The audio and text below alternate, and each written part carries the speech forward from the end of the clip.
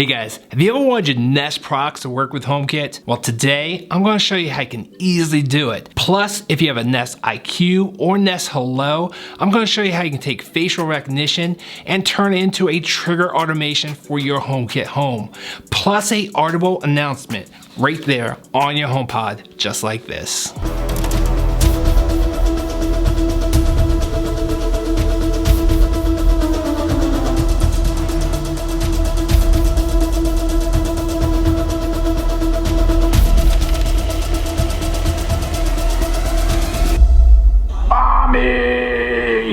Yeah! Amy is at the front door. That was awesome. Welcome back, friends. If this is your first time here, my name is Eric. If you're into smart home, home automation, and especially HomeKit, you're definitely in the right place. Today's video is a part of my HomeKit series, but it does require some Nest products. In addition, it will require a Starling Hub. Starling did reach out to me and provide the Starling Hub for this review, but that's not going to sway my opinion in one way or another. If I don't like something, I'm definitely going to let you know. I'm also going to be leaving affiliate links down below. We can pick up all the stuff I talk about in today's video and a full pros and cons list of all the products, so definitely check out those links down in the description. Now that those are out of the way, I gotta tell you, this is one of the most exciting things I've seen in a very long time. Not only is it exciting, but it's super easy. When I hooked up the Starling Hub, I couldn't believe how easy it was. It's pretty much like a plug and play device. Yes, you have to log into your Nest or a Google account, but once you do that, it is super easy. Actually, it took me longer to set up all the Google Nest migration chaos stuff than it did to set up the Starling Hub. Now you might be saying to me, hey Eric, isn't iOS 14 going to have facial recognition? And yes, at WWDC they did announce that it's going to have facial recognition, but it's not going to have any type of automation. Yes, it might be able to give you a notification or an announcement, but you cannot trigger any automations within your home that we know of. Maybe in the near future you will, but currently with iOS 14 that's just not available.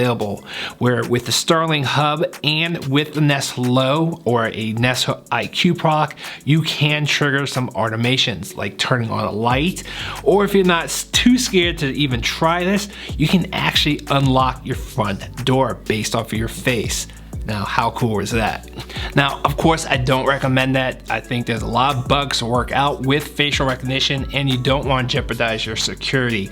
So I'm just going to show you how to do that with a lock, but really I'm going to give you a heads up, don't do it with a lock. Please don't. I don't want to see anyone getting hurt or someone breaking into someone's house because they took a photo of someone that was able to do the facial recognition unlocking. So do lights, do other automations that you can come up with for facial recognition, but please don't do the locks. So let's go ahead and jump into the Starling Hub, show you how to set this up, and go ahead and set up some automations and some audio announcements right here on the HomePod. Let's jump into it. So the Starling Hub comes with the hub itself, which is just a little white box, a network cable, and also a power adapter.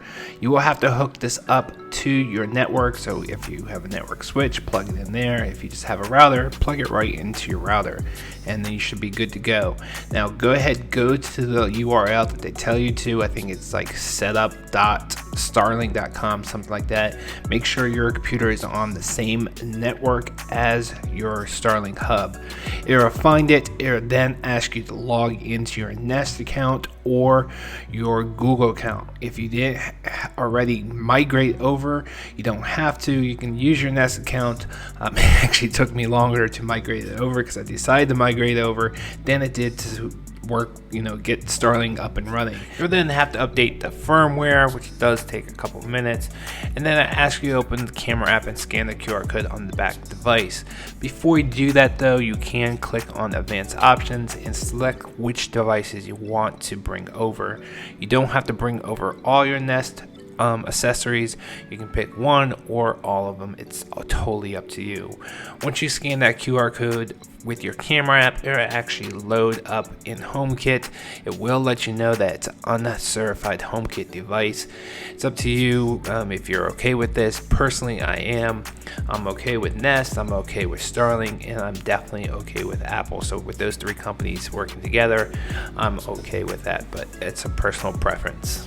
Now, if you take a quick look at what's actually coming over, you can see here the doorbell comes over and a bunch of motion sensors.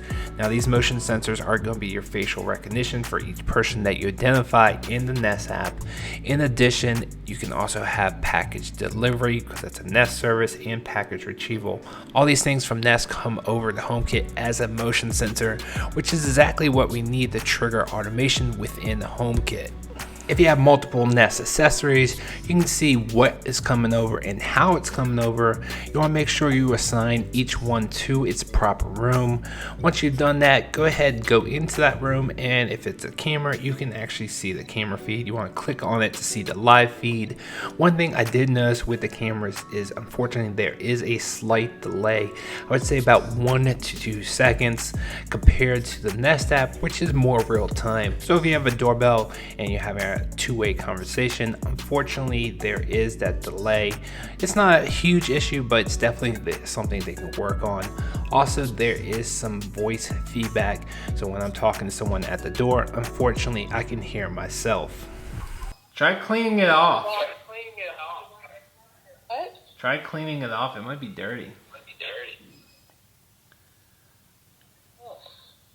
It says low battery. Oh, that's why. Try the password. In addition to your Nest cameras, if you have any old drop cameras, those also come over to HomeKit. I have a couple of those. I tested them out. They came over just as well. Of course, the quality is not as good as Nest cams, but it does come over. Now, if you have a Nest thermostat, smoke detectors, which I think they call it Protects, any of their secure products, or Yale or Nest locks, those also come over into HomeKit. Unfortunately, I'm not able to test those out because I don't have any of them. I'll leave links down below to some other reviewers that have reviewed it with the Starling Hub. In addition to the facial recognition that comes over from Nest, you also get the package delivery and package retrieval, so you can do things like this.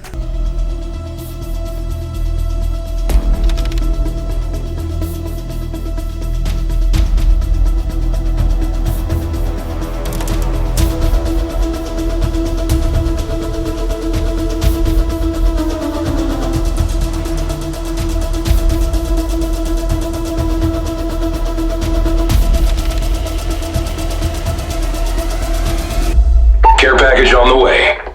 You have a package at the door. But I gotta say, as far as cameras go, it comes over in the HomeKit just like it really is a part of HomeKit. Unfortunately, it does not have HSV or HomeKit Secure Video. I have targeted Starling and they said they're working with that, or trying to get it to work with HomeKit Secure Video. So hopefully we get that in the near future. And when it comes to the facial recognition, if you do want facial recognition to trigger automations or to trigger some type of audio announcements, you do have to have the Nest Aware subscription still.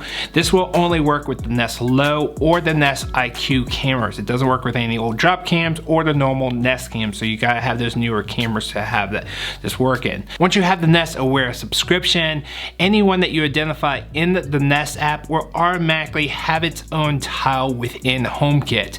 Once you have that tile, you can create automations when that is triggered. So when the program identifies that person, and if you have an automation already set up, it's gonna do whatever you program it to. So if you want a light to turn on, it's gonna turn on a light. If you want a door to unlock, you can unlock the door. I don't recommend that, but it can be done. I have tested it and it works great. So it's really up to your imagination of what you can do with facial recognition. Let me know down in the comments what you come up with for facial automations. I bet you can be pretty creative. Now, setting up auto announcements is a little bit more tricky. It's not hard, but there is a process.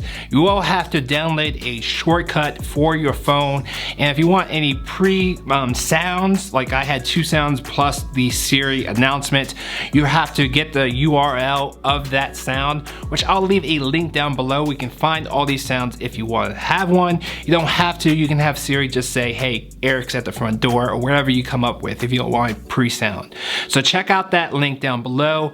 Go to that website, find a sound that you want, go to the download, but don't download it, right click on it and copy the URL for that sound. Now come back to the shortcuts. Once you copy it over, run the shortcut, paste the URL where it tells you to, and then just follow the procedure. Now, once it tells you that you need to do a screenshot, you have to scroll down from the top and hit record. You want to screen record.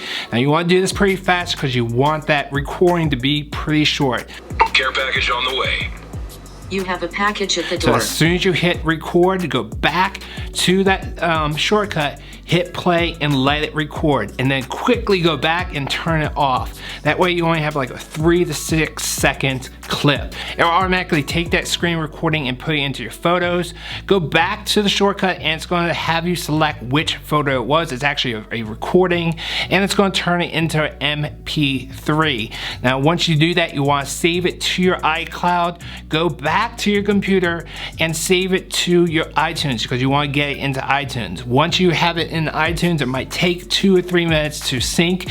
Go back to your phone and then actually go set up the automation. You want to select the trigger. You want to select what times. If you want certain times that this will only play, you don't want this thing going off in the middle of the night to wake up your entire house. So personally, I did from 9 a.m. to 9 p.m. It will only play, and then select your HomePod, and then you can actually select which MP3 you want to play. So you have to search your library for that file. So you might have to go looking for it. Hopefully you remember what the name of the file is.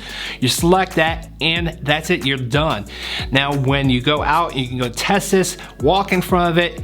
You can walk normally, you don't have to stare at the camera. The Nest Hello or Nest IQ products are great at picking facial recognition, and I gotta tell you, every single time that I walked by the camera, it picked it up and the auto announcement went off. So I hope you guys see how awesome this is. This has been a lot of fun with the Starling Hub, and super easy. I gotta tell you, I'm impressed with the Starling Hub. It really is a plug and play device. There's a very little setup, very little settings, and it just works out of the box. So job well done, Starling. Highly recommend it if you guys already have Nest products. If you guys are getting new products, I probably won't recommend it, but if you already have Nest products, definitely get the Starling Hub and bring it over to HomeKit. If you guys have any questions, let me know down below. And I want to thank 2 people that helped me out creating this video. One is Shay from Budget Home Automations. Definitely check out her channel. She really knows her automations.